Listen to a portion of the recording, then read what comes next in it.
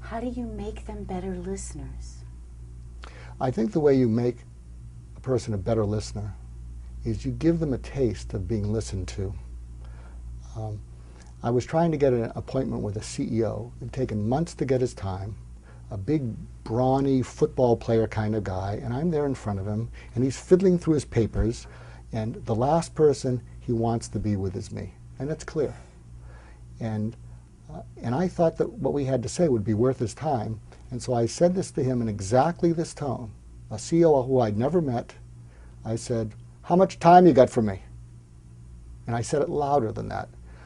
And he looked at me as if, "I think your time's just about up." But he was disarmed before he could fire me. He said, "What?" I said, "Yeah, how much time do you got for me?" I said, "Check your appointment book."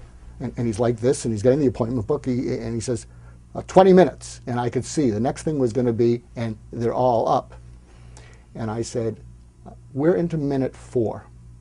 There's something on your mind that's much more important than listening to me. And I think what I have to speak to you about is worth your undivided attention, which you can't give me because there's something on your mind. So here's the deal. It's now minute 5. Let's reschedule this when I can get your undivided attention, or you never have to see me again in your life. But take the next 15 minutes and take care of whatever's on your mind, because it's not fair to me, it's not fair to other people, it's probably not even fair to yourself, but take care of that." And he looked at me, he paused, and he started to cry. And I said to myself, "Mark, when are you going to learn that you shouldn't take your psychotherapy room out to the corporate world? I mean, I have a habit of doing this." And he looks at me and he says, "You've known me for 5 minutes.